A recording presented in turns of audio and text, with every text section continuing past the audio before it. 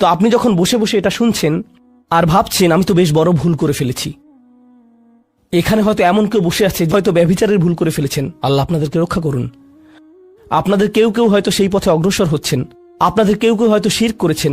সকল ধরনের অপরাধ সংঘটিত হচ্ছে আর মানুষ সকল ধরনের অপরাধে লিপ্ত হচ্ছে। আপনি যদি তওবা করেন এবং আল্লাহর কাছে ফিরে আসেন, এই সকল অপরাধ শেষ হয়ে যাবে।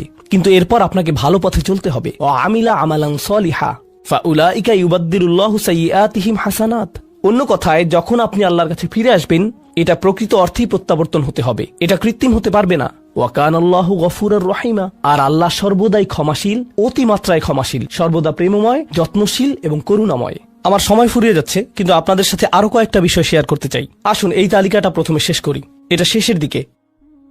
কেউ বলতে পারে যে আমি শিরক করিনি, আমি হত্যা করিনি, আমি জিনাও করিনি, আমি শুধু ছোট বিষয়গুলো করেছি। যেমন আমি ফজরের নামাজ পড়িনি, একদিন ফ্রিজ থেকে আমার ভাইয়ের চকলেট মিল্ক চুরি করে খেয়েছি, বেশ কয়েকবার বাবার সাথে চড়া মেজাজে কথা বলেছি, আরেকদিন একটা পার্টিতে কিছুটা গীবত করে ফেলেছি, কিন্তু আমি হত্যা করিনি। এই তওবা তো আসলেই খারাপ অপরাধীদের জন্য। তাহলে আমার কি হবে? সাধারণ পাপীদের কি হবে?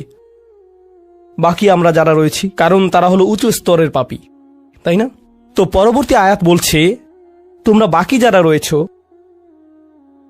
ওয়ামান তাবা, যেই তাওবা করেছে, যে কোনো ধরনের তাওবা, আমিলা সালিহান, সৎ কাজ করেছে, ফাইন্নাহু ইয়াতুবু ইলাল্লাহি মাতাবা। তো যখন সে আল্লাহর কাছে ফিরে আসে আন্তরিকভাবে, অনুতপ্ত হয়ে, আল্লাহ সেটাও স্বীকার করেন। না না না, কারণ আমার পাহাড় সম পাপ প্রয়োজন, এটাকে পাহাড় সম পুণ্যে রূপান্তরিত করার জন্য, এটাকে পাহাড় সম পুণ্যে রূপান্তরিত করার জন্য এমন প্রয়োজন নেই। যেই পাপে লিপ্ত থাকেন না কেন, শুধু তওবা করুন।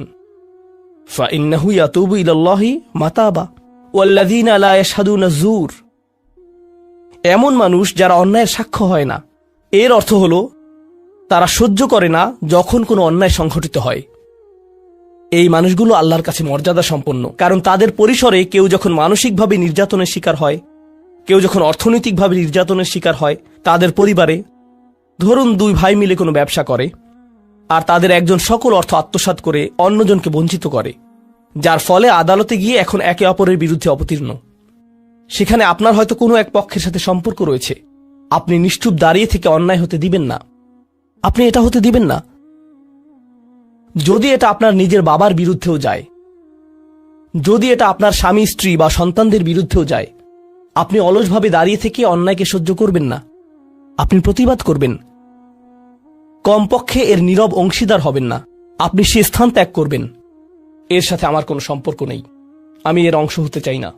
লা ইয়াশহাদুনা যুর, এর আরেকটা অর্থ হলো তারা মিথ্যা সাক্ষ্য প্রদান করে না। কখনো আপনার উপর চাপ থাকে এমন মানুষের পক্ষ অবলম্বন করার জন্য যারা অন্যায়কারী। আপনি জানেন যে তারা অন্যায়কারী, কিন্তু তারা বলে পরিবার আগে ভাই, অথবা বন্ধুত্ব সবার আগে। আর আপনি যদি এটা করেন, যদি আপনার আনুগত্য ভুল স্থানে প্রদান করেন, এটা জেনে শুনে যে আপনি ভুল, তাহলে এটা লা ইয়াশহাদুনা যুর এর লঙ্ঘন। আয়াতটির দ্বিতীয় অংশ, ওয়া ইযা মাররু বিল্লাগwi মাররু কিরামা, এটাও অসাধারণ। এই আয়াতে আল্লাহর কাছে আপনাকে অসাধারণ বানিয়েছে কোনটি? আপনি একটা আসরে রয়েছেন, বন্ধুরা সবাই ঘুরে বেড়াচ্ছে, অথবা আপনি হয়তো কোনো হোয়াটসঅ্যাপ গ্রুপে আছেন। আজকাল যোগাযোগের বিভিন্ন মাধ্যম রয়েছে, আর এই সকল যোগাযোগের মাঝে মানুষ যুক্তিহীন কথা বলে থাকে, মানুষ একে অপরের বিরুদ্ধে গীবত করে, তারা একে অপরের প্রতি বিদ্রুপ করে, তারা একে অপরের সময় নষ্ট করে।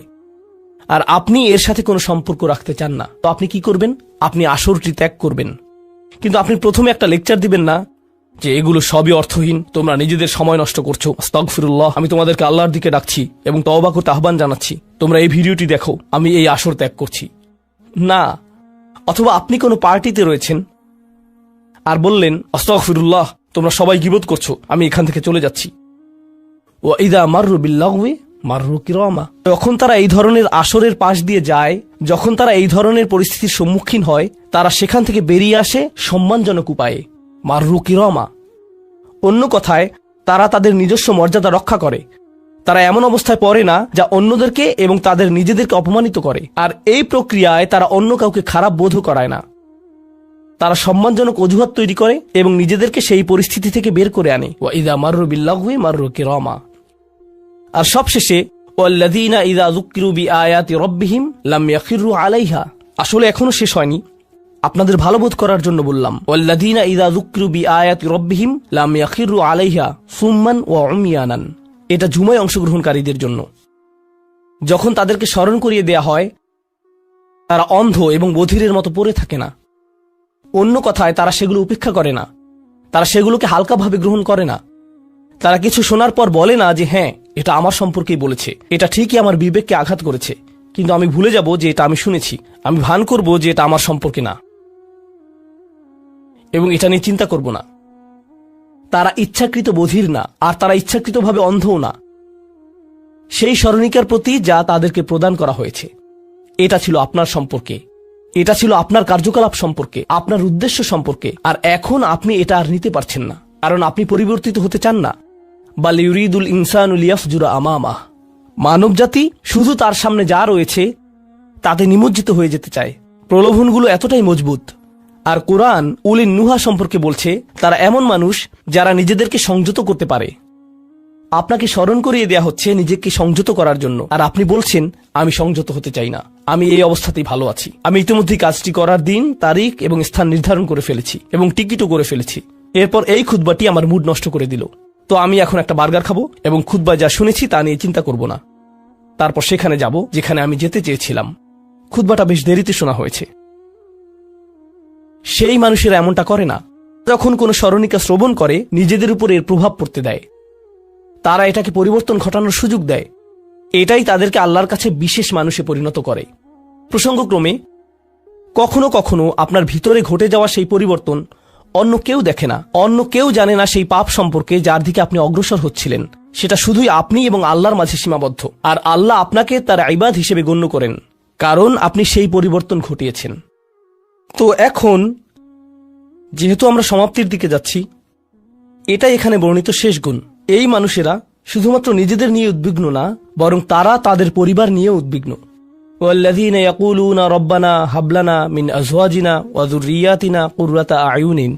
হে প্রভু, আমাদের স্ত্রী এবং আমাদের সন্তানদের দ্বারা আমাদেরকে চক্ষুর শীতলতা দান করুন, যার অর্থ দুইটি জিনিস।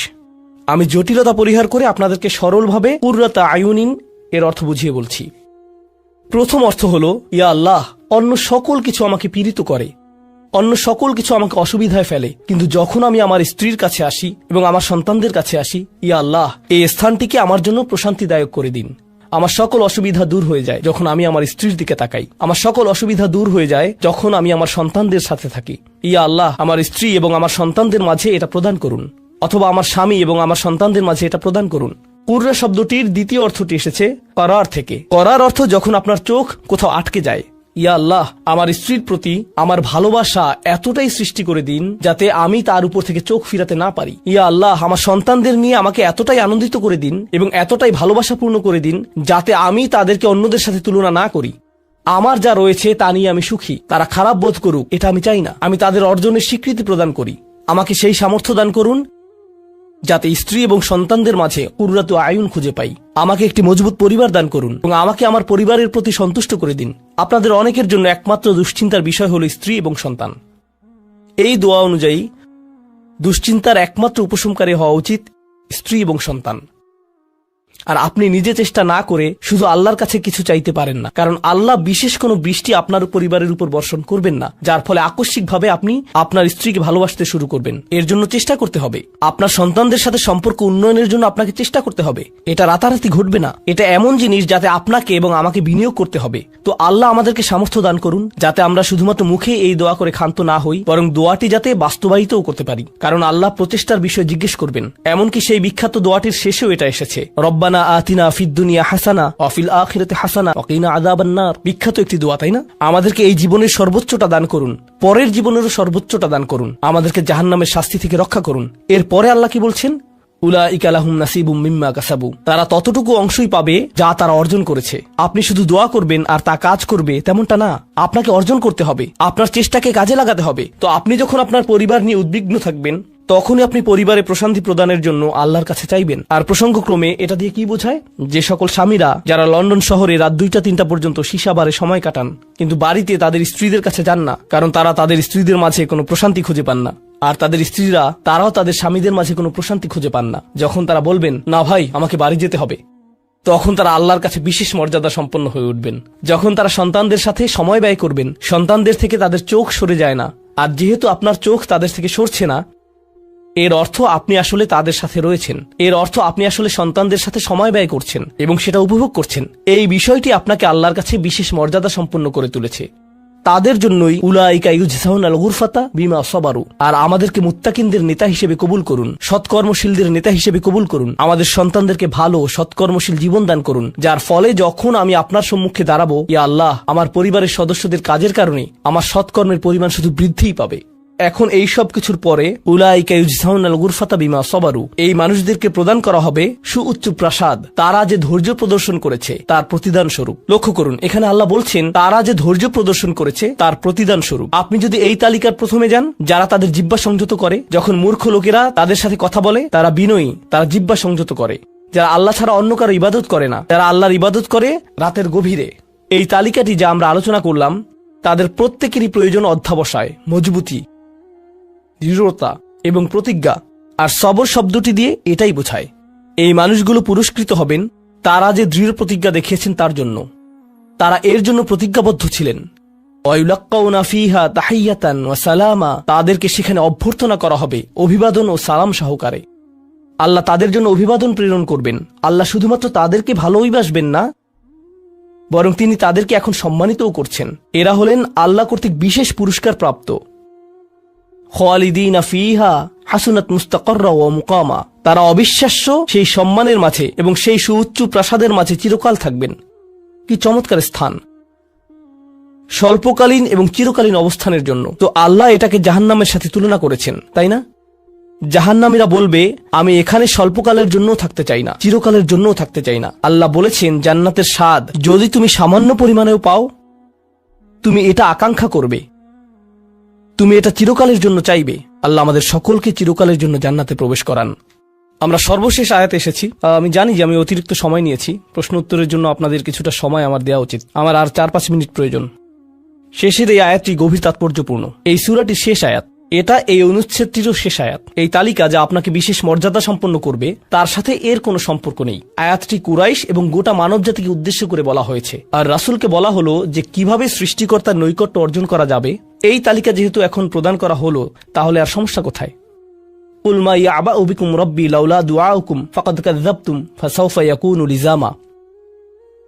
এই আয়াতটিকে ব্যাখ্যা করার বেশ কয়েকটি দৃষ্টিভঙ্গি রয়েছে। আমি সরলভাবে এর কয়েকটি আপনাদের সাথে শেয়ার করতে চাই। সময় স্বল্পতার কারণে আমি ভাষাতাত্ত্বিক আলোচনায় যাব না, আমি শুধু অন্তর্নিহিত অর্থগুলোর সহজ বাংলা বর্ণনা করব।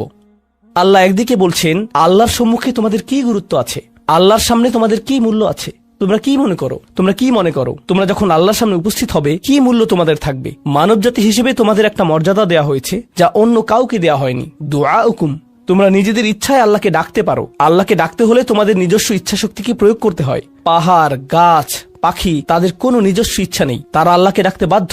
ওয়া ইম মিন শাইইন ইল্লা ইউসাব্বিহু বিহামদিহি ওয়ালাকিন লা তাফকাহুনা তাসবিহাহুম। তোমরা আল্লাহর কাছে মূল্যবান যদি একটি জিনিস না থাকে, আর তা হলো তোমাদেরকে বাছাই করা হয়েছে তাকে ডাকার জন্য, কিন্তু তোমরা সেই দায়িত্বকে পরিত্যাগ করেছো। ফাকাদ কাযযাবতুম, আল্লাহকে ডাকার এই আমন্ত্রণকে তোমরা মিথ্যা সাব্যস্ত করেছো। ফাসাউফা ইয়াকুনু লিজামা, এই শাস্তি তোমাদেরকে পরিত্যাগ করবে না। এটা হবে এমন জিনিস যা থেকে তোমরা মুক্ত হতে পারবে না। এটা প্রথম অর্থ। আয়াতটির আরেকটি অর্থ হলো, আল্লাহ কাফেরদের এবং যারা সকল ধরনের পাপ কাজ করে তাদেরকে বলছেন, আমার কাছে তোমাদের কোনো মূল্য নেই। আর তোমাদের এখনো টিকে থাকার একমাত্র কারণ হলো তোমাদের মধ্যে কিছু মানুষ রয়েছে যারা এখনো আমাকে ডাকে। পৃথিবীর বুকে এখনো কিছু ইমানদার রয়েছে যারা এখনো আল্লাহর উদ্দেশ্যে ক্ষমা প্রার্থনা করে, আর তারাই একমাত্র কারণ যে জন্য তোমরা এখনো বেঁচে আছো। আয়াতের তৃতীয় অর্থটি কাফেরদের উদ্দেশ্যে এবং এমন মুসলিমদের উদ্দেশ্যে যারা আল্লাহ থেকে অনেক দূরে রয়েছে, তাদের জন্য এটা প্রযোজ্য। আল্লাহ বলেছেন, তোমাদের কি মূল্য রয়েছে আমার কাছে? তোমরা নামাজ পড়ো না, তোমরা আনুগত্য করো না, তোমরা হালাল উপার্জন করো না, তোমরা সকল আদেশ লঙ্ঘন করো, কিন্তু কোনো কারণে মরিয়া হয়ে যদি তুমি আমাকে ডাকো, তারপরও আমি তোমাকে যথাযোগ্য মূল্যায়ন করব। এখনো তোমাকে সুযোগ দিয়ে যাচ্ছি, লাউলা দুআউকুম, কিন্তু মোটের উপর তুমি এখনো এই সকল কিছুকে মূল্যহীন বিবেচনা করছো। তুমি স্বীকার করছো না যে আমি তোমাকে যা কিছু দিয়েছি এবং যা কিছু করতে বলেছি তা আসলে তোমার কাছে অর্থবহ। তুমি এই সকল কিছুকে মূল্যহীন এবং মিথ্যা বিবেচনা করছো। তোমার এই স্বভাব পরিবর্তন করো, কারণ শীঘ্রই এটা স্থায়ীভাবে লেগে থাকা শাস্তিতে পরিণত হবে। আল্লাহ এটা বলেননি যে তোমাকে শাস্তি দেয়া হবে, বরং তিনি বলেছেন শীঘ্রই তোমাকে শাস্তি দেয়া হবে, শীঘ্রই তুমি এটা থেকে আর মুক্ত হতে পারবে না। অর্থাৎ তোমার জন্য এখনো সুযোগ রয়েছে, বদলে যাও। আয়াতটির আরেকটা অর্থ হলো, হে কুরাইশরা, যদি আল্লাহ তোমাদেরকে কোরআনের মাধ্যমে আহ্বান না করতেন তাহলে অন্য কোন জিনিস তোমাদেরকে মূল্যবান সাব্যস্ত করত?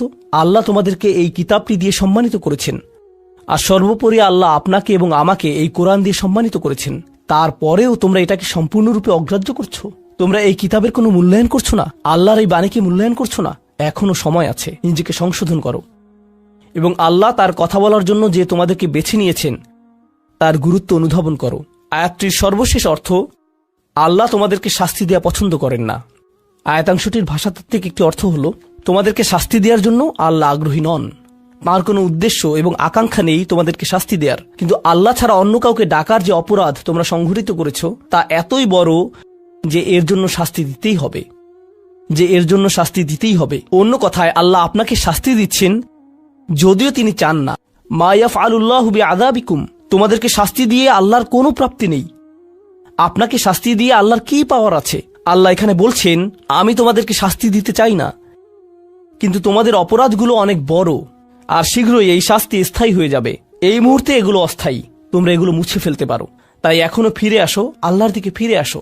আমাদেরকে এই সকল সুযোগ দেবার পর শুধুমাত্র তার কাছে ফিরে আসাই না, বরং তার নৈকট্য লাভের সুযোগ দেওয়ার পর সবশেষে তিনি বলছেন, কেন তোমরা শাস্তি পেতে চাও? আমি তো তোমাদেরকে শাস্তি দিতে চাই না, তোমরা শুধু ফিরে আসো।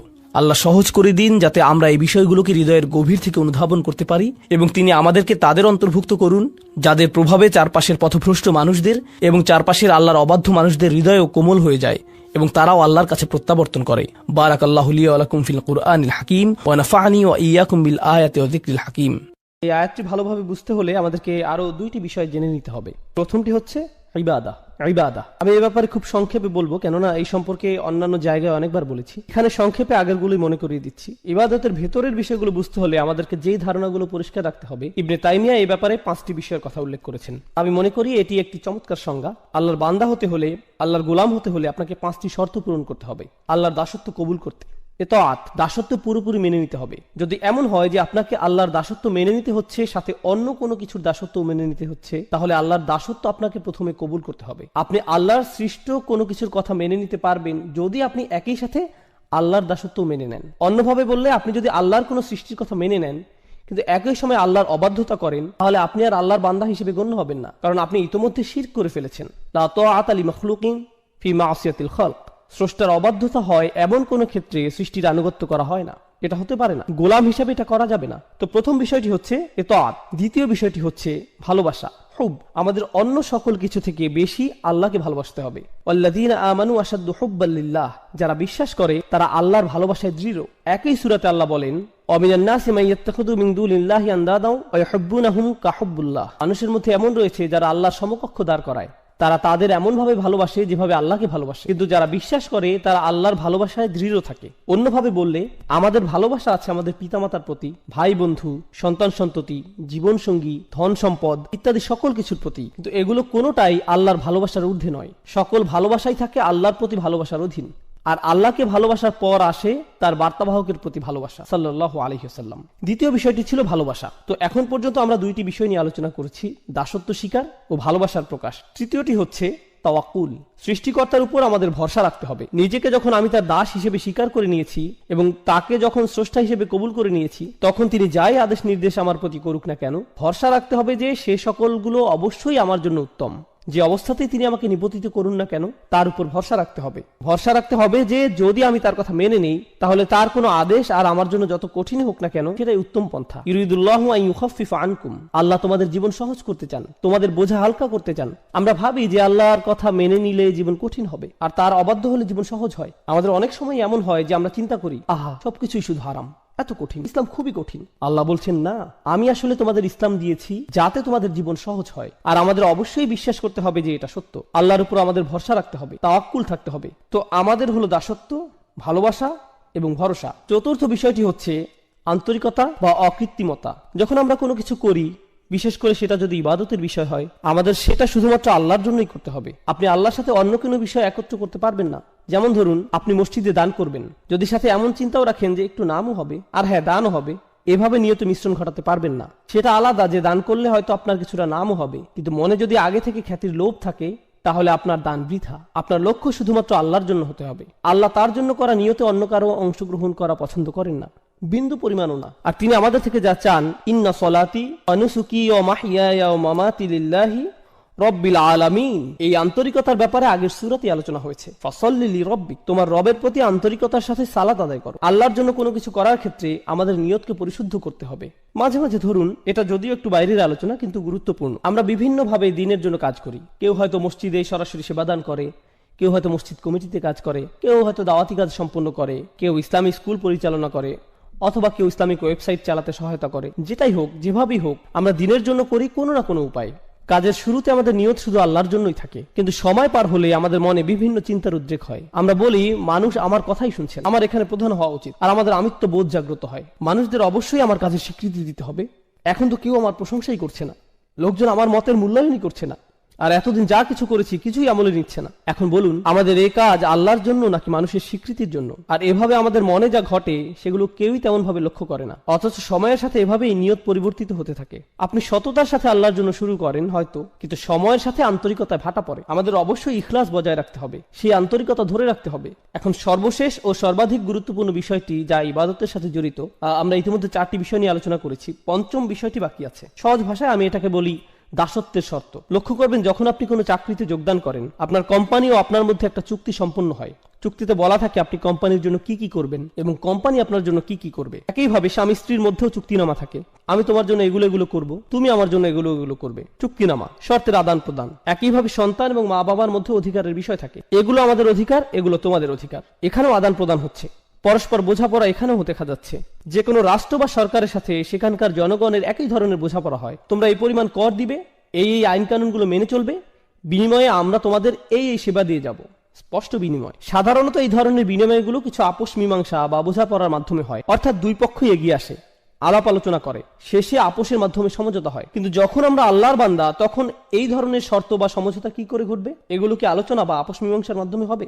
অবশ্যই না। সকল শর্তই আসমান থেকে আসবে, আপনাকে শুধু মেনে নিতে হবে। অর্থাৎ আপনার কোনো যোগ্যতা নেই যে আপনি নির্ধারণ করবেন আল্লাহর বান্দা হতে হলে কি কি মেনে চলবে আর কি কি মেনে চলবেন না, আল্লাহর উপাসনার জন্য কি কি করবেন আর কি কি করবেন না, আল্লাহকে মেনে চলার জন্য কি করবেন আর কি করবেন না। আপনি নিজে কখনোই নিজের জন্য এগুলো নির্ধারণ করতে পারেন না। এই ব্যাপারে সকল শর্ত, সকল কর্তৃত্ব শুধুই আল্লাহর।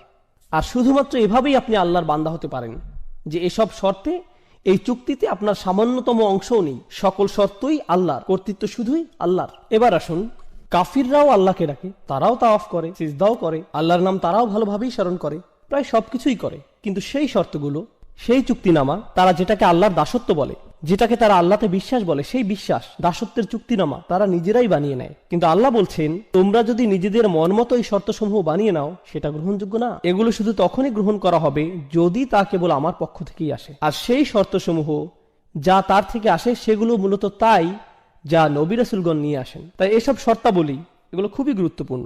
আপনাকে একদিন কেউ বলল, জানো, আমি সৃষ্টিকর্তাকে খুবই ভালোবাসি, আমি প্রায়ই তার উপাসনা করি, প্রার্থনা করি। আসলে আপনি করেন না। আপনি করেন না, কেননা আপনি যদি সৃষ্টিকর্তার প্রার্থনা করেন নিজের মন মতো করে, তাহলে কিভাবে আপনি তার গোলাম হবেন? যখন আপনি সৃষ্টিকর্তার প্রার্থনা করবেন এমন ভাবে, ঠিক যেমন ভাবে তিনি আপনার নিকট আশা করেন, এটাকে সৃষ্টিকর্তার সঠিক উপাসনা বলা যায়। শর্তগুলোর সংজ্ঞা কেবল আল্লাহর পক্ষ থেকেই আসতে পারে। আল্লাহতে বিশ্বাসের অর্থ আসলে কি কি? আল্লাহকে মেনে চলার অর্থ কি? আল্লাহর ইবাদত করার অর্থটাই বাকি। এটি হলো প্রাথমিক আলোচনা। দাসত্বের শর্তসমূহ দুইটি বিষয়। আমি চাই আপনারা ইবাদত শব্দটার আসলে আরবিতে কি বোঝায় সেটা আগে জেনে নিন। কিংবা বলা যায় উবুদিয়্যাহ শব্দটি, যেটি মূলত মাজদার ব্যাকরণ অনুযায়ী, এটি মূলত দুটি বিষয়ের সমন্বয়। এখন আমি যদি শুধুমাত্র যে কোনো একটি আপনাদের সামনে প্রকাশ করি, তাহলে মূল অর্থটি অসম্পূর্ণ থেকে যাবে। মূলত এটি ক্লাসিক্যাল আরবির সামনে ইংরেজি ভাষার একটা সীমাবদ্ধতা। ক্লাসিক্যাল আরবি ভাষা একই সময় বিভিন্ন বৈশিষ্ট্যের প্রকাশ ঘটায়। এখন আমরা যদি কোনো বিষয়ের ক্ষেত্রে পুরোপুরিভাবে অর্থের প্রকাশ না ঘটাই, বাক্যের আংশিক প্রকাশ আমাদের মনে গন্ডগোল বাঁধাতে পারে। তো দুইটি পরিভাষা যা ইবাদত শব্দটির সকল বৈশিষ্ট্য ও গুণাগুণ পরিপূর্ণরূপে প্রকাশ করে, সে দুইটি হলো প্রার্থনা ও দাসত্ব। হ্যাঁ, এই দুটির সমন্বয়, প্রার্থনা ও দাসত্ব। আমরা সাধারণত যে কোনো একটি গ্রহণ করে থাকি, কিন্তু ইংরেজিতে দুইটি সম্পূর্ণ আলাদা শব্দ, যা ক্লাসিক্যাল আরবিতে একটি শব্দে প্রকাশ পায়, ইবাদাহ এবং উবুদিয়্যাহ। তাই যখন আল্লাহ রাসূল সাল্লাল্লাহু আলাইহি ওয়াসাল্লাম বলেন লা আ'বুদু মা তা'বুদুন, এর মানে শুধুমাত্র এই না যে আমি প্রার্থনা করব না, বরং এর মানে এও দাঁড়ায় যে আমি দাসত্ব স্বীকার করব না, আমাকে তোমরা গোলাম বানাতে পারবে না। খুব সংক্ষেপে আমি আপনাদের প্রার্থনা এবং উপাসনা করা এবং দাসত্বের মধ্যকার যে পার্থক্য সেটি দেখিয়ে দিতে চাই। যখন মাগরিব আসলো, আমরা আল্লাহ তাআলাকে স্মরণ করছি, প্রার্থনা করছি। যখন এশার সালাতের সময় আসবে, আমরা আল্লাহর প্রার্থনা করব। কিন্তু এই দুই নামাজের মাঝখানে সময় আমরা কি করি? এই দুই নামাজের মাঝখানে যখন আমরা ছিলাম, এই দুই নামাজের মাঝখানে আমরা ছিলাম আল্লাহর দাস। যখন আপনি ঘুমাচ্ছিলেন তখন আপনি প্রার্থনা করছিলেন না, কিন্তু ঠিকই আপনি ছিলেন তখন আল্লাহর দাস। যখন আপনি ঘুম থেকে উঠলেন, দাঁত ব্রাশ করলেন, নাস্তা করলেন, আপনার কাজে যাওয়ার জন্য গাড়ি ড্রাইভ করলেন, সে সময় আপনি প্রার্থনা করছিলেন না, কিন্তু তাহলে আপনি কি করছিলেন?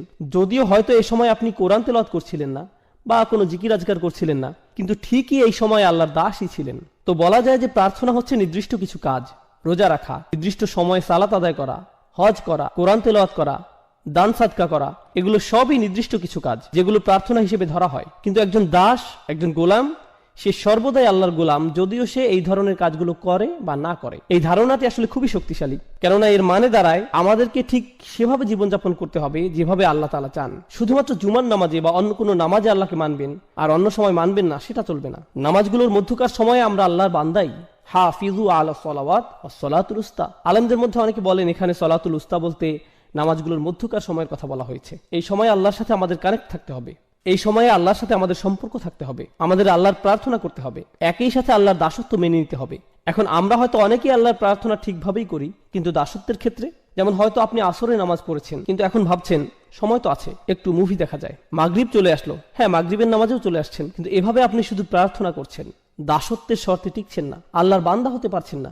কার হয়তো একটি মদের দোকান আছে, কিন্তু সে 5 ওয়াক্ত নামাজ পড়ছে মসজিদে গিয়ে। তো এখান থেকে সহজে বোঝা যায় যে সে আল্লাহর প্রার্থনা সঠিকভাবে করছে, কিন্তু আল্লাহকে মানছে না, কোনোভাবেই সে আল্লাহর বান্দা নয়। তাই সমস্যা হয়ে যায় আমাদের এই ইংরেজি অনুবাদগুলোর কারণে। এই অনুবাদগুলো দেখে আমাদের মনে হয়, যাক অন্তত পক্ষে আল্লাহর প্রার্থনা তো সঠিকভাবে করছি, আমার কাজ তো হয়ে গেল। না না, আপনি আল্লাহর প্রার্থনা করছেন, কিন্তু আপনি আল্লাহর বান্দা নন। প্রার্থনা করা হচ্ছে একটি অংশ, দাসত্ব হচ্ছে অপর অংশ, এবং ইবাদত এই দুইটি অংশ নিয়ে গঠিত, শুধু একটিতে হবার নয়। এখন আরবদের ব্যাপারটি লক্ষ্য করুন। আরবদের দুটি সমস্যা ছিল। প্রথমটি হচ্ছে তারা আল্লাহর প্রার্থনায় বিমুখ ছিল, তবে এর চাইতে বড় সমস্যা, তারা আল্লাহর দাসত্ব মেনে নিতে রাজি ছিল না। এই সূরাটি এই দুইটি সমস্যা নিয়ে আলোচনা করছে। আমাদের এই সমস্যা দুটি স্পষ্টভাবে চিহ্নিত করে নিতে হবে। যখন তারা আল্লাহর সামনে মাথা নত করতে এবং অন্য সকল উপাস্য থেকে মুখ ফিরিয়ে নিতে অস্বীকার করে, তখন সেটা তাদের কোন সমস্যা? প্রার্থনাগত সমস্যা নাকি দাসত্বের সমস্যা? অবশ্যই এটি তাদের প্রার্থনাগত একটি সমস্যা। কিন্তু যখন তারা ইয়াতিমদের দূরে ঠেলে দেয়, যখন তারা নারী শিশুদের হত্যা করতে বিরত থাকে না, যখন তারা গরিব দুঃখীদের দিকে ফিরেও তাকায় না, যখন তারা ন্যায় বিচার থেকে নিজেদের দূরে সরিয়ে নেয়, যখন তারা বিনা অপরাধে মানুষ হত্যা করে, যখন তারা কৃতদাসদের উপর অমানবিক অত্যাচার করে, তখন তারা আসলে কিসের সাক্ষ্যদান করে? তারা মূলত আল্লাহর দাসত্বকে প্রত্যাখ্যান করে। আল্লাহর বান্দার ন্যায় জীবনযাপন তারা কোনো আগ্রহ দেখায় না। আপনি আল্লাহর বান্দা মানে আপনি আল্লাহর উপাসনা করেন এবং তার সাথে তার দাসের ন্যায় জীবনযাপন করেন, দুইটি বিষয়। এখন আয়াতটি আমরা ভালোভাবে বুঝবো। লা আ'বুদু মা তা'বুদুন, এখানে লা আ'বুদু অর্থাৎ আমি দাসত্ব করব না এবং আমি প্রার্থনা করব না, যার ইবাদত তোমরা করছো। আমাদের বুঝতে হবে এই আয়াতে আল্লাহ রসুলকে বলা হয়েছে কাফিররা কিসের প্রার্থনা করত আর তারা কার দাসত্ব করত সে ব্যাপারে কথা বলতে। তো তারা কিসের প্রার্থনা করত এবং তারা কার দাস ছিল বলে মনে করেন? তারা বিভিন্ন মূর্তির, নিজেদের বানানো মেয়েকে ঈশ্বরের উপাসনা করত এবং তারা নিজেদের লোভ লালসার দাস ছিল। দুইটি বিষয়, তারা মূর্তিগুলোর পূজা করত এবং নিজেদের শাহাওয়াত, লোভ লালসার গোলাম হয়ে গিয়েছিল, নিজের নফসের পূজারী। আল্লাহ রসুল তাদেরকে বলছেন আমি তোমাদের এসব মূর্তি প্রার্থনাকে প্রত্যাখ্যান করি এবং নিজের নফসের দাসত্বকেও অগ্রাহ্য করি। এই দুইটা বিষয়কেই আমি প্রত্যাখ্যান করলাম, আমি কখনো এগুলো মেনে নিব না। এই কাফিরদের চিন্তা ছিল অনেক দিন ধরে এই ঝামেলা চলছে, প্রায় 1 দশক হয়ে যাচ্ছে, আর তো ভালো লাগছে না ব্যাপারটা, কিছু একটা করা উচিত। মক্কার পরিবেশও কেমন থমথমে, মুসলিম আর কাফিরদের মধ্যে এই মারামারি কাটাকাটি আর সহ্য করা যায় না, চলো কিছুটা ছাড় দিয়ে দেখি। তাদের চিন্তা ছিল যে সমাজে এখন কিছুটা শান্তি ঐক্যের প্রয়োজন, এতে করে মক্কার পরিবেশ কিছুটা শিথিল হবে, আমাদের ভবিষ্যতের জন্য ভালো হবে। লা আ'বুদু, বেশিরভাগ ব্যাকরণবিদের মত অনুযায়ী এই আয়াতে মুদারিতে লা শব্দটির কারণে বর্তমানের চাইতে ভবিষ্যতের কথা এখানে অধিক বোঝানো হয়েছে। অর্থাৎ রাসূলুল্লাহ বলছেন তোমরা আশা করে কোনো লাভ নেই, আমি কখনোই তোমাদের আশা অনুযায়ী কাজ করব না। তোমরা যদি মনে করো ভবিষ্যতে তোমাদের হয়তো সুযোগ আছে, সময় গেলে পরিস্থিতি পাল্টাবে, আমি কখনোই এসবের প্রার্থনা করব না। এবং তোমরা যা কিছুর উপাসনা করছো এবং দাসত্ব মেনে নিয়েছো, সেসবের দাসত্ব আমি কখনোই কবুল করব না, এমন কখনোই হবে না। তোমাদের মাথা থেকে এই চিন্তা দূর করে ফেলতে পারো। চলুন আমরা পরের আয়াতে যাই। ওয়ালা আনতুম আবিদুনা মা আবুদ। আর হ্যাঁ, তোমরা কখনোই প্রার্থনাকারী তো ছিলে না, না তোমরা কখনো দাসত্ব স্বীকার করেছিলে। এখন আবিদুন শব্দটা একটা ইসম, অর্থাৎ এটি একটা বিশেষ্য।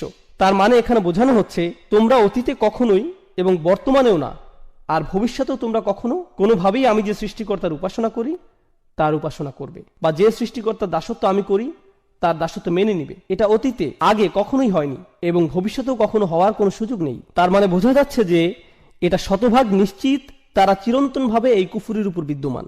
এখন আপনারা যদি এই আয়াতটি ভালোভাবে বুঝে নিতে চান, কেন আল্লাহ বললেন যে তারা তাদের কুফুরির উপরই বিদ্যমান থাকবে, কেন তারা কখনোই মানবে না, কুরাইশদের এই নির্দিষ্ট কিছু নেতাদের কেন আল্লাহ এভাবে অভিশপ্ত করলেন, সেটার উত্তরটি কোরআনের অন্য এক স্থানে আমরা পাই।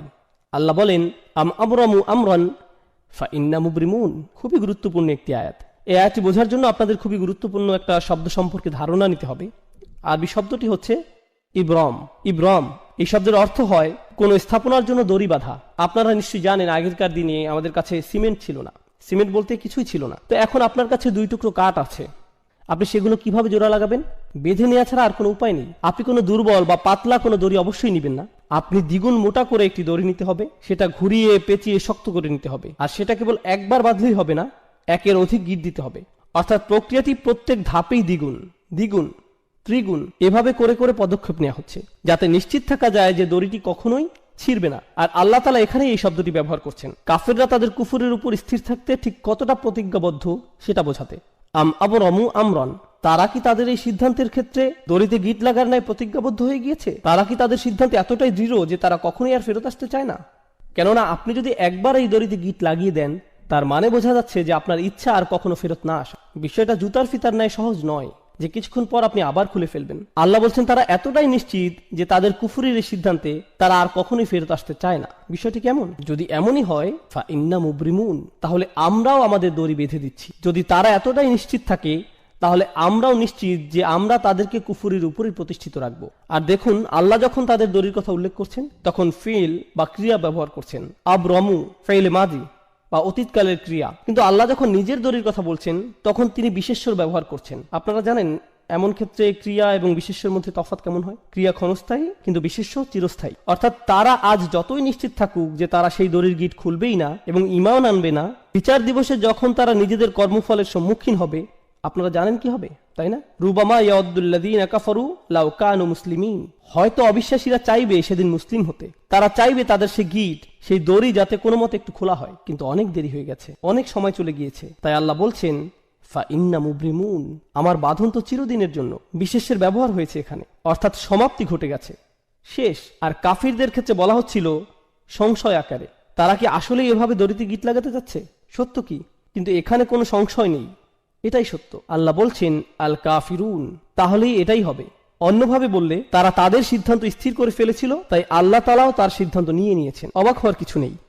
তোমরা কখনোই সেই সত্তার প্রার্থনা করনি যার প্রার্থনা আমি করেছি। মনে করো না যে আমার নবুয়তের পূর্বে তোমাদের আর আমার বিশ্বাস একই ছিল। না না না, কখনোই না। ওয়ালা আনতুম আবিদুন, তোমরা কখনোই করনি, কখনোই সঠিকভাবে প্রার্থনা করনি, আগেও কখনো করনি, ভবিষ্যতেও কখনো করবে না। যার দাসত্ব আমি এখন করছি তোমরা তা মেনে নিবে না। আবুদ এই শব্দটি রাসূলের জন্য বর্তমানকালে ব্যবহৃত হয়েছে। খুবই চমৎকার প্রয়োগ। এই শব্দটি বর্তমানকালে ব্যবহৃত হলে কি বোঝায় জানেন? তিনি তার অতীত বোঝাননি, তিনি শুধুমাত্র তার ভবিষ্যৎ নিয়ে বলেছেন। আর এটি খুবই চমৎকার কেন জানেন? কারণ তিনি কখনোই শিরক করেননি। রাসূলুল্লাহ সাল্লাল্লাহু আলাইহি ওয়াসাল্লাম কখনোই শিরক করেননি, সেটা আমরা জানি। কিন্তু সত্যিকার অর্থেই তিনি আল্লাহর বান্দা তখন হলেন যখন আল্লাহর পক্ষ থেকে তার নিকট ওহী আসা শুরু হলো। তিনি সত্য খুঁজে ফিরছিলেন, সর্বক্ষণ চিন্তায় পেরেশানিতে মগ্ন ছিলেন। ওয়াজাদাকা দাল্লান ফাহাদা, আমরা তোমাকে অন্বেষণ করতে দেখেছি এবং পথ প্রদর্শন করেছি। কিসের পথ দেখানোর কথা বলা হচ্ছে? দাসত্ব কবুলের পথ। হেদায়েত ও দাসত্ব একই পথের পথিক। ইয়াকা না'বুদু ওয়া ইয়াকা নাস্তাঈন, তারপরে কি আসছে? ইহদিনা, অর্থাৎ হেদায়েত। তো রাসূল সাল্লাল্লাহু আলাইহি সাল্লাম বলছেন, এখন আমি সত্যিকার অর্থে দাসত্ব খুঁজে পেয়েছি। তবে তার মানে এই না যে তোমরা মনে করবে পূর্বে আমি তোমাদের ধর্মবিশ্বাসী ছিলাম। না না, সেটা কখনোই ঘটেনি। তাই তোমাদের এ ব্যাপারে বিভ্রান্ত হওয়া উচিত নয়। আর এখানে খুবই শক্তিশালী শিক্ষা যেটা পাওয়া যায় সেটা হচ্ছে, যদি তোমরা জানো যে আমি কখনোই তোমাদের বিশ্বাস গ্রহণ করব না এবং আমিও জানি যে তোমরা আমার বিশ্বাস কখনো গ্রহণ করবে না, তার মানে এখান থেকে সহজেই বোঝা যায় যে আমাদের রাস্তা ভিন্ন। তাই বলা যায় এই দুইটি আয়াত এখানে ভবিষ্যৎ নিয়ে আলোচনা করছে। হ্যাঁ, অতীতের তুলনায় এখানে ভবিষ্যতের দিকে ফোকাস করা হচ্ছে। আমি কোনো কিছু ছাড় দিব না এবং তোমরাও কোনো কিছুতেই ছাড় দিবে না বলে মনে হচ্ছে। আল্লাহর উপাসনা তোমরা করবে না এবং তার দাসত্ব তোমরা মানবে না। ওয়ালা আনা আবিদুম মা আবাদতুম। এখন আমরা অতীতে ফিরে যাচ্ছি। আগের দুইটি আয়াত ছিল ভবিষ্যতের জন্য, এখনকার দুটি আয়াত অতীতের জন্য। ওয়ালা আনা আবিদুন, আমি কোনো প্রার্থনাকারী নই, অর্থাৎ আমি কখনোই দাসত্ব স্বীকার করিনি। মা আবাদতুম, যার উপাসনা তোমরা করছো। ভেবো না যে তোমাদের প্রভুই আমার প্রভু, আর এভাবে ভেবো না যে আমার প্রভু তোমাদের প্রভু। এমনকি আমি পূর্বেও যে প্রভুর প্রার্থনা করতাম সেটাও তোমাদের প্রভু ছিল না। ওহী লাভের পূর্বেও আমি তোমাদের প্রভুর প্রার্থনা করিনি। সে সময় যেসব বিষয়ের মূল্য ছিল না আমার কাছে, তোমরা আশা করছো যে এখন নবুয়তের পরে, ওহী আগমনের পর আমি সেই বিষয়টির মূল্যায়ন করব। তোমরা চাও যে এখন আমি কিছুটা ছাড় দেই। অতীতেও যেখানে আমি কখনো শিরক করিনি, সেখানে এখন ওহী আসার পর এটা তো অসম্ভব। তো এখানে কোনো সুযোগ নেই যে আমি কিছুটা ছাড় দেই। ওয়ালা আনা আবিদুম মা আবাদতুম, যেটার উপাসনা তোমরা করছো সেটা তো আমি প্রথম থেকেই করিনি। এখন এটিকে অতীতের সাথে মিলিয়ে নিন। ওয়ালা আনতুম আবিদুনা মা আবুদ। এখন এখানে কিছু বিষয় আমাদেরকে স্পষ্ট করে নিতে হবে। পূর্বে রিপিটেশনের কথা আমরা বলেছিলাম। প্রথম ওয়ালা আনতুম আবিদুনা মা আবুদ ছিল ভবিষ্যতের জন্য, কিন্তু দ্বিতীয়বার যখন বলা হলো এটি অতীতের জন্য।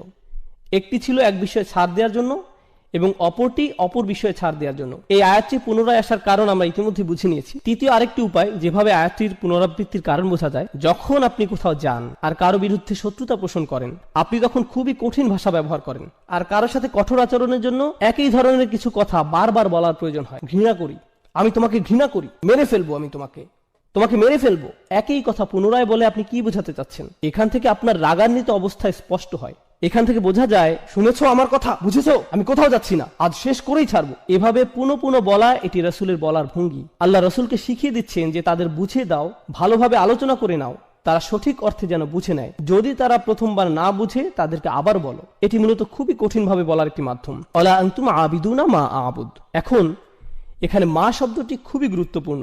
আল্লাহ এখানে বলেননি ওয়ালা আনতুম আবিদুনা মান আবুদ, আর তুমি তার উপাসনা করো না যার উপাসনা আমি করি। আয়াতে বলেননি আমি যার উপাসনা করি, বরং বলেছেন আমি যেসবের উপাসনা করি। কিন্তু মা শব্দটি আমরা জানি প্রাণীবাচক শব্দের ক্ষেত্রে ব্যবহৃত হয় না, এটি ব্যবহৃত হয় অপ্রাণীবাচক শব্দের ক্ষেত্রে। মান শব্দের ব্যবহার হয়ে থাকে প্রাণীবাচক শব্দের ক্ষেত্রে। তাই এই বর্ণনা কিছুটা বিভ্রান্তির সৃষ্টি করে। কিভাবে আমি যার উপাসনা করি বলার পরিবর্তে আমি যেসবের উপাসনা করি বলা সম্ভব? এখন আমি উপাসনা বা প্রার্থনা শব্দটি সাধারণ অর্থে ব্যবহার করছি। আপনারা এখন উপাসনা ও দাসত্ব আলাদাভাবে কোনটা কি বোঝায় জানেন, কিন্তু আমি এখানে সাধারণ অর্থে ব্যবহার করছি। আল্লাহ তার রাসূলকে আমি যার প্রার্থনা করি বলতে না বলে দুইবার আমি যেসবের প্রার্থনা করি বলতে বললেন। এখানে এই মা শব্দটি, যেটি দ্বারা আয়াতে যেসবের অর্থ করা হয়েছে, এটি আরবি ব্যাকরণ অনুযায়ী মা মাসদারিয়া হতে পারে। একভাবে চিন্তা করলে এরূপ ধরা যায়। তাহলে অর্থ হবে যে প্রার্থনা আমি করি। মা আবুদের অর্থ হয় ইবাদাতি আবুদু, অর্থাৎ আমি যেমন প্রার্থনা করি তেমন তোমরা কখনোই করবে না। মা শব্দটি দ্বারা এক হিসাবে এমনটাই বোঝাচ্ছে, যে ধরনের যে প্রকৃতির উপাসনা আমি সৃষ্টিকর্তার করি তোমরা তা কখনোই করবে না। সৃষ্টিকর্তার একজন দাস হওয়া, প্রার্থনাকারী হওয়া, এটি আমার নিকট যে অর্থ বহন করে তা তোমাদের নিকট কখনোই একই অর্থ বহন করে না। তোমাদের আর আমার চিন্তাভাবনা সম্পূর্ণ ভিন্ন। মা শব্দটির এটি একটি ব্যাখ্যা। দ্বিতীয় যে ব্যাখ্যা মা শব্দটির করা যায়, যদি এটাকে ইসমে তাজ্জুব মৌসুলা, কি অসাধারণ সৃষ্টিকর্তার উপাসনা আমি করি আর কি জঘন্য মিথ্যাচারের উপাসনা তোমরা করো। যখন মা বা কি শব্দটি আল্লাহর ক্ষেত্রে ব্যবহার করছেন, দুটি বিষয় হতে পারে। বিষয়টি সহজ করে বোঝাতে চলুন আমরা কে এবং কি এর মধ্যকার পার্থক্যটা দেখি। যখন আপনি কে দ্বারা কোনো প্রশ্ন করছেন, আপনি বিশেষ কোনো ব্যক্তির খোঁজ করছেন। আর যখন আপনি কি দ্বারা কোনো প্রশ্ন করছেন, আপনি বিশেষ কোনো গুণ বা বৈশিষ্ট্যের খোঁজ করছেন। যখন আপনি জিজ্ঞেস করেন এই ব্যক্তিটি কে, পাশের কেউ জবাব দেয় সে আব্দুল করিম, এ শরীফ ও আহমদ। কিন্তু যখন আপনি জিজ্ঞেস করেন এই ব্যক্তিটি কি, সে একজন অ্যাকাউন্টেন্ট, একজন ডাক্তার, সে একজন ভালো মানুষ ইত্যাদি। ঠিক, অর্থাৎ যখন আপনি বলছেন কে, ও হ্যাঁ অ্যাকাউন্টেন্টরা ভালো মানুষ নাও হতে পারে, আমি আসলে জানি না, যাই হোক, কে দ্বারা যখন আপনি প্রশ্ন করছেন তখন কোনো ব্যক্তিকে খুঁজছেন। আর কি দ্বারা প্রশ্ন করলে তার গুণ খোঁজা হচ্ছে। বুঝতে পারছেন নিশ্চয়ই? যখন মা দ্বারা প্রশ্ন করা হয় তখন কিসের সম্পর্কে জিজ্ঞেস করা হচ্ছে বলুন? ব্যক্তি নাকি বৈশিষ্ট্য? হ্যাঁ, অবশ্যই বৈশিষ্ট্যের ব্যাপারে। কত অসাধারণ সৃষ্টিকর্তার প্রার্থনা আমি করি, যার উপাসনা আমি করি, তিনি সত্য, তিনি সত্য স্রষ্টা, অর্থাৎ স্রষ্টার বৈশিষ্ট্যের দিকে ইঙ্গিত করা হয়েছে। আর যখন মা শব্দটি তাদের জন্য ব্যবহৃত হচ্ছে, ওয়ালা আনা আবিদু মা আবাদতুম, মা আবাদতুম, কি জঘন্য মিথ্যার অনুসরণ তোমরা করছো। দেখো, তোমরা যাদের অনুসরণ করছো তাদের প্রকৃতি একটু দেখো, আর আমি যারা অনুসরণ করছি তার প্রকৃতি একটু দেখো। মা শব্দটি এখানে এই কাজই করছে। দারুণ। ওয়ালা আনা আবিদুম মা আবাদতুম ওয়ালা আনতুম আবিদুনা মা আবুদ। তোমরা কি ভাবছো যে আমি যেই অসাধারণ আল্লাহর ইবাদত করি তোমরাও সেই একই আল্লাহর ইবাদত করো? তোমরা আসলেই ভাবো যে তোমাদের সৃষ্টিকর্তাকে আমার আল্লাহর সাথে মিলাতে পারবে? কখনোই না। আর তোমরা কি ভাবো যে আমি আমার সর্বশক্তিমান আল্লাহর জন্য যা করি, তার সামনে যেভাবে দাসত্ব কবুল করি, তা তোমাদের ওই তুচ্ছ বানানো স্রষ্টাদের জন্য করব? কখনোই না। আর এই বর্ণনাগুলোতে দুইটি পক্ষের ব্যবধান অসীম পর্যায়ে বৃদ্ধি করা হয়েছে মা শব্দটির ব্যবহারের মাধ্যমে। সেই মা হিয়া, স্রষ্টার সেই প্রকৃতি যার প্রার্থনা আল্লাহ রসুল করেন। আল্লাহ আসলে কে? আল্লাহ আসলে কি? সুবহানাহু ওয়া তাআলা। মা শব্দটি দ্বারা এসবই আলোকপাত করা হয়েছে। তাই বলা যায় এটি শুধু মা মাসদারিয়া নয়, এটি মা তাআজ্জুব, খুবই শক্তিশালী একটি বিষয় যার ব্যবহার এই আয়াতে হয়েছে। এখন আমরা একেবারে শেষ আয়াতটিতে যাচ্ছি। এখানে আমরা অবিশ্বাস্য ধরনের চমৎকার একটি বিষয় জানতে পারবো ইনশাআল্লাহ। লাকুম দীনুকুম ওয়ালিয়া দীন। সম্ভবত এটি আমাদের সময় কোরআনের সবচাইতে ভুলভাবে ব্যাখ্যাকৃত আয়াতগুলোর মধ্যে একটি। সাধারণভাবে আয়াতের অর্থ করা হয় তোমাদের দিন তোমাদের থাকুক, আমার দিন আমার। প্রথমে এখানে লাকুম শব্দটি আগে ব্যবহৃত হয়েছে ইখতিসাস, অর্থাৎ জার ওয়া মাজরুর মুকাদ্দাম। আল্লাহ বলেননি দীনুকুম লাকুম ওয়া দীনি লি, তিনি বলছেন লাকুম দীনুকুম ওয়ালিয়া দীন। তোমাদের ধর্ম শুধুই তোমাদের জন্য, হ্যাঁ তা শুধুই তোমাদের, অর্থাৎ সেটা কখনোই আমার জন্য হবে না, আমার হবে না। শুধুই শব্দটি আমি এখানে যথার্থ কারণেই বসিয়েছি, কেননা লাকুম এখানে আগে এসেছে। এটা যদি দিন হুকুমের পরে আসতো তাহলে শুধুই শব্দটা এখানে হতো না। এটা যদি দিন হুকুমের পরে আসতো তাহলে শুধুই শব্দটি এখানে আসতো না। তোমাদের ধর্ম, তোমাদের এই ধর্ম শুধুই তোমাদের জন্য, অলিয়া দিন, আর আমার দিন এই মুহূর্তে তোমাদের ক্ষেত্রে এটিও শুধুই আমার জন্য।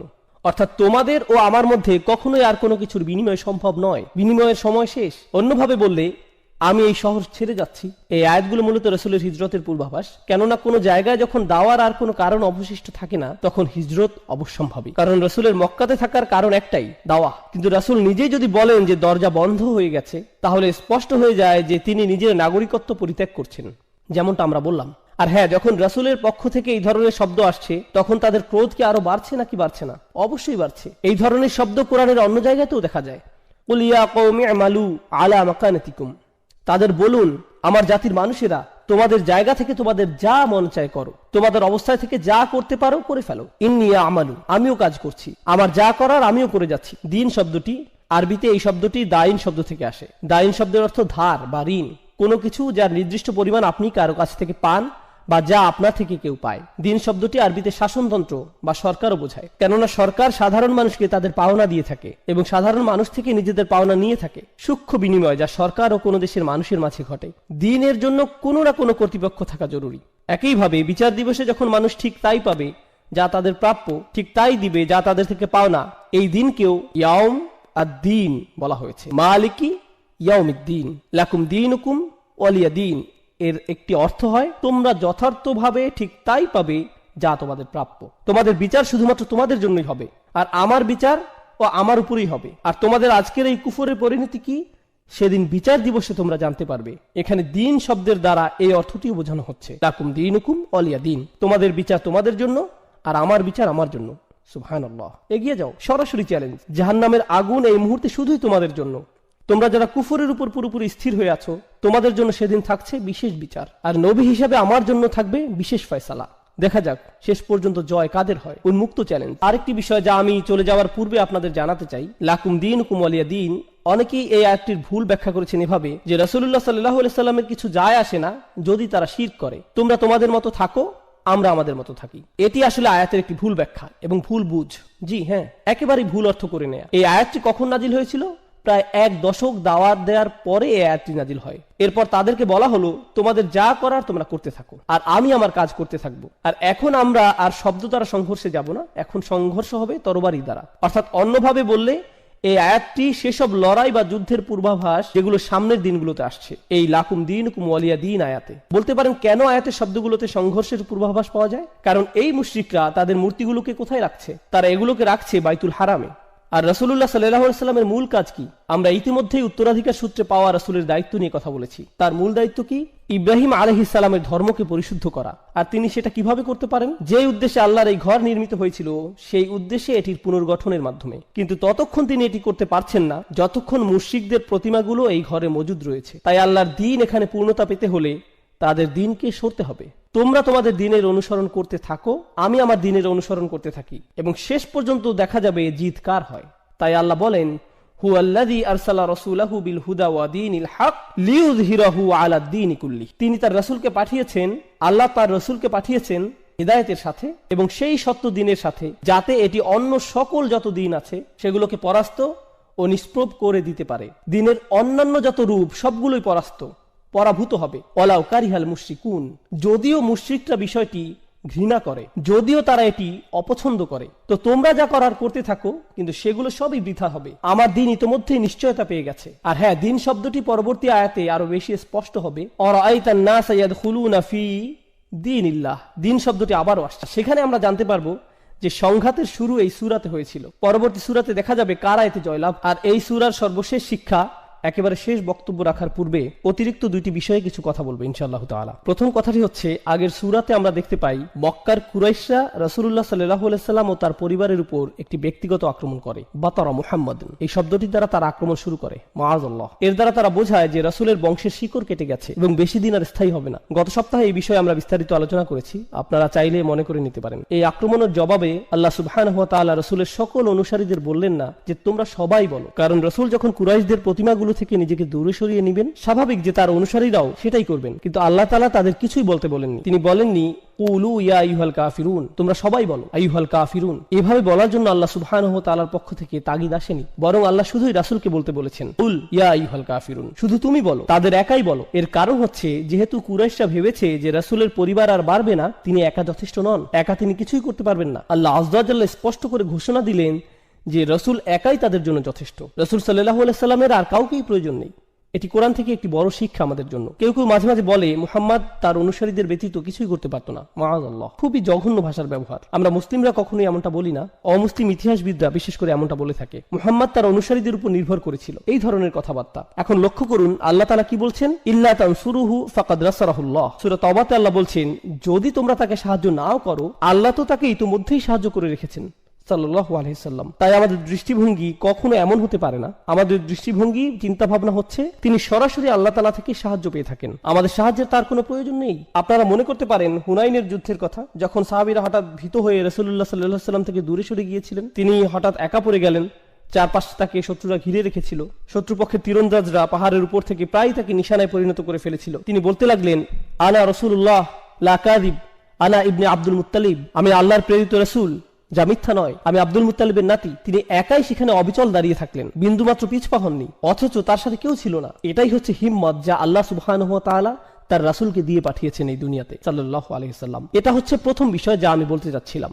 দ্বিতীয় বিষয়টি হচ্ছে, আমি ইতিমধ্যে বলেছি আপনাদের যে কুরাইশরা চাচ্ছিল রাসূল তাদের সাথে কিছুটা হলেও আপোষ করুক, কিন্তু আল্লাহ বলছেন যে তাদের রাসূলের সাথে কথাবার্তা বলে লাভ নেই। রাসূল তো শুধু আমার নেয়া সিদ্ধান্ত তাদের জানাচ্ছে, এগুলো সবই আমার আদেশ। তাই সূরাটি শুধু ইয়া আইয়ুহাল কাফিরুন না বলে কুল শব্দ দিয়ে শুরু হচ্ছে, অর্থাৎ রাসূল সরাসরি তোমাদের বলছে না, বরং আমার আদেশে রাসূল তোমাদের বলছে। তাই রাসূলের সাথে আপোষ করে তাদের কোনো লাভ হবে না। এখন এই সূরার শেষে লাকুম দীনুকুম ওয়ালিয়া দীন, দিন শব্দের শেষে যে নুনটি রয়েছে, এটি আসলে দ্বীনই হওয়ার কথা। তোমাদের নিকট তোমাদের দিন থাকুক আর আমার নিকট আমার দিন। আরবি ব্যাকরণ অনুযায়ী ইদফা হওয়ার কারণে এখানে শেষে ইয়া হওয়ার কথা, এক্ষেত্রে যাকে ইয়া মুতাকাল্লিম বলা হয়, কিন্তু অলঙ্করণের স্বার্থে এখানে ইয়া সরিয়ে ফেলা হয়েছে আর শুধুই কাসরা ব্যবহার করা হয়েছে। আপনি যদি মুসহাফ একটু চেক করে দেখেন তাহলে দেখবেন এটি বলছে লাকুম দীনুকুম ওয়ালিয়া দীন, শুধুই কাসরা শেষে আছে, অর্থাৎ ইয়া সরিয়ে ফেলা হয়েছে। আরবিতে এই নিয়মটিকে বলা হয় হাজফ, যেখানে একটি অক্ষরকে সরিয়ে ফেলা হয়। বিভিন্ন কারণে এটি প্রয়োগ হয়ে থাকে, তার মধ্যে একটি কারণ হচ্ছে বিস্ময়ের প্রকাশ, অর্থাৎ যখন আপনি খুবই উত্তেজিত বা আবেগী হয়ে পড়েন তখন দীনি না বলে আপনি শুধু বলেন দিন। একইভাবে আমরা যখন আল্লাহ আযজা ওয়া জাল্লার কাছে প্রগাঢ়ভাবে সাহায্য চাই তখন আমরা রব্বি বলি না, তখন আমরা শুধুই রব বলে থাকি, রব্বিগফিরলি। এখানে রব্বি শব্দকে কেন সংক্ষিপ্ত করা হয়েছে? কারণ আমরা আল্লাহ আযজা ওয়া জাল্লার সামনে মরিয়া হয়ে আবেদন জানাচ্ছি, এটি অন্তর থেকে তার প্রতি নিবেদন। এইখানে এই সূরায় হাসফের ব্যবহার হয়েছে যাতে করে নিজের দিনের ব্যাপারে রাসূলের দাবি স্পষ্ট ও গাঢ় হয়, এটি আমার দিন। আরেকটি কারণ হচ্ছে ইয়া দ্বারা এখানে স্বয়ং রাসূলুল্লাহ সাল্লাল্লাহু আলাইহি সাল্লামকে বোঝানো হতো, কিন্তু হাসফের দ্বারা এই আয়াতে রাসূলের ভূমিকাকে সংক্ষিপ্ত করা হয়েছে আর আল্লাহর ক্ষমতাকে ফোকাসে আনা হয়েছে। প্রথমেই আল্লাহর ভূমিকাকে এই সূরাতে কুল শব্দের দ্বারা বর্ধিত করা হয়েছে, আর শেষে ইয়া হাসফের মাধ্যমে এমন দাঁড়ালো যে আল্লাহ রাসূলকে বলছেন সব শেষে তুমি এক্ষেত্রে নিজের কথা উল্লেখও করতে পারবে না, এসব সিদ্ধান্ত আসলে তোমার দ্বারা হচ্ছে না, এই সিদ্ধান্তের পেছনে তুমি না। সুবহানাল্লাহ, খুবই চমৎকার, প্রবল ও কার্যকর উপসংহার এই সূরার। আর এখন আমি আপনাদের তৃতীয় এবং সবচেয়ে গুরুত্বপূর্ণ বিষয়, যেটি উল্লেখের মাধ্যমে এই বক্তব্য শেষ করব ইনশাআল্লাহ তাআলা, আমি আপনাদের প্রথম থেকেই বলেছি যে কোরআনের শেষ 10টি সূরা শুধুমাত্র রাসূলুল্লাহ সাল্লাল্লাহু আলাইহি সাল্লামের জীবনী বোঝার জন্যই গুরুত্বপূর্ণ নয়, বরং রাসূলের আদর্শের সাথে ইব্রাহিম আলাইহিস সালাতু ওয়াস সালামের আদর্শের সংযোগ বা সম্পর্ক বোঝার জন্যও গুরুত্বপূর্ণ। এখন শুনুন, আমি আপনাদের কোরআনের অন্য একটি জায়গায় নিয়ে যাচ্ছি। একটি বিশাল আয়াত থেকে আমি কেবল গুটি কয়েক শব্দ অনুবাদ করব। কদ কানাত লাকুম উসওয়াতুন হাসানাতুন ফি ইব্রাহিম, তোমাদের জন্য ইতোমধ্যেই ইব্রাহিমের জীবনীতে চমৎকার আদর্শ রয়েছে। ওয়াল্লাযীনা মাআহু, এবং তাদের মধ্যে যারা তার সাথে রয়েছে। ইয ক্বালু লিকওমিহি, যখন তারা তাদের জাতিকে বলল, ইন্না বুরাউ মিনকুম ওয়া মিম্মা তা'বুদুনা মিন দুনিল্লাহ, আমরা পুরোপুরি ভাবে তোমাদের সাথে সম্পর্ক ছিন্ন করলাম। এতে কোনো সন্দেহ নেই। শব্দগুলো মনোযোগ দিয়ে শুনুন। তারা বলল, আমরা তোমাদের সাথে সকল সম্পর্ক ছিন্ন করছি এবং আল্লাহকে বাদ দিয়ে তোমরা যাদের যাদের উপাসনা করো, সেগুলো যাই হোক না কেন, প্রত্যেকের সাথে আমরা সম্পর্ক ছিন্ন করছি। আমরা তোমাদের সাথে এবং তোমরা যাদের উপাসনা করো তাদের সাথে সম্পর্ক ছিন্ন করলাম। শব্দগুলো কি পরিচিত শোনাচ্ছে? সুবহানাল্লাহ। আর তিনি বলে গেলেন, কাফারনা বিকুম, আমরা তোমাদের প্রত্যাখ্যান করলাম। অন্যভাবে বললে, আমরা তোমাদের বিশ্বাসকে অস্বীকার করলাম, তোমাদের ধর্মকে তাকফির করলাম। ওয়াবাদা বাইনানা ওয়া বাইনাকুমুল আদাওয়াতু ওয়াল বাগদাউ আবাদা, আর এখন আমাদের ও তোমাদের মধ্যে চিরদিনের জন্য প্রতিহিংসা ও ঘৃণার সূত্রপাত হয়ে গেল। হাত্তা তুমিনু বিল্লাহি ওয়াহদা, যতক্ষণ না তোমরা আল্লাহতে বিশ্বাস করছো, যিনি এক ও অদ্বিতীয়। সুবহানাল্লাহ। আয়াতের শেষ অংশে ইব্রাহিম তার পিতার জন্য দোয়া করছেন আলাইহিস সালাম, যার মধ্য দিয়ে আয়াতটি শেষ হয়। কিন্তু আয়াতটির দিকে ভালো করে লক্ষ্য করুন। এটি কি প্রায় সূরাতুল কাফিরুনের অর্থের মতোই নয়? যেভাবে রাসূলুল্লাহ কুরাইশদের সাথে মোকাবেলা করছেন, তিনি তাদের সাথে বিরোধপূর্ণ কথাবার্তার মধ্যেও ইব্রাহিম আলাইহিস সালামের আদর্শের পুনরাবৃত্তি করছেন। শুধুমাত্র ফাসাল্লি লিরাব্বিকা ওয়ানহার এর মধ্যেই নয়। সুবহানাল্লাহ। কত সুন্দরভাবে আল্লাহ তাআলা কোরআনের শিক্ষাগুলোকে সংযুক্ত করেছেন। ওয়াকাযালিকা নুফাসসিলুল আয়াহ, আর এভাবেই আমরা আয়াতগুলোকে ব্যাখ্যা করে থাকি। কত সুন্দরভাবে বিষয়গুলো যুক্ত হয়, ইতিহাস কতই না চমৎকারভাবে মিলে যায়। আর আপনারা সাথে এই বিষয়টি বুঝতে পারবেন। একটু আগে আমি যেটা বললাম, রাসূলুল্লাহকে একাই কথা বলতে হয়েছিল, নিজের সাথে অন্য কাউকে সম্পৃক্ত করার সুযোগ তাকে দেয়া হয়নি। অন্যদিকে ইব্রাহিম আলাইহিস সালামের অল্প কিছু অনুসারী থাকা সত্ত্বেও তাদের নিয়েই কাফিরদের সাথে কথা বলার আদেশ দেওয়া হয়েছে। বৈপরীত্যের দিকে লক্ষ্য করুন, কার অনুসারীর সংখ্যা বেশি? মুহাম্মদুর রাসূলুল্লাহ সাল্লাল্লাহু আলাইহি সাল্লাম। ইব্রাহিম আলাইহিস সালামের অনুসারীর সংখ্যা খুবই কম। আমরা ইতিহাস থেকে এটা ভালোভাবেই জানি। তার অনুসারীদের কথা খুবই কম উল্লেখ করা হয়েছে, এমনকি তাকে একাই উদ্দেশ্য করে উম্মাতান বলা হয়েছে। কিন্তু অল্প যাই তার অনুসারী ছিল, তাদেরকে সঙ্গে নিয়ে তাকে তার জাতির বিরুদ্ধে দাঁড়াতে বলা হয়। কিন্তু অপরদিকে রাসূলুল্লাহ সাল্লাল্লাহু আলাইহি সাল্লামের অনুসারী অনেক বেশি থাকা সত্ত্বেও তাকে বলা হলো, না না না, তুমি একাই তাদের বলো, একাই তাদের কাছে যাও, কারণ তাদের জানা দরকার তোমার ক্ষমতা কতটুকু। তাদের জানা দরকার যে তারা চাইলেই তোমার সাথে এভাবে কথা বলতে পারে না। সাল্লাল্লাহু আলাইহি সাল্লাম। আল্লাহ তাআলা আমাদের কোরআন বোঝার সঠিক সামর্থ্য দান করুন, সঠিক বুঝ দান করুন, আর রাসূলুল্লাহ সাল্লাল্লাহু আলাইহি সাল্লামের প্রতি আমাদের অন্তরে ভালোবাসা দান করুন। বারাকাল্লাহু লি ওয়া লাকুম ফিল কুরআনিল হাকীম ওয়া নাফা'নি ওয়া ইয়্যাকুম বিল আয়াতি ওয়া যিকরিল হাকীম। আসসালামু আলাইকুম ওয়া রাহমাতুল্লাহি ওয়া বারাকাতুহু।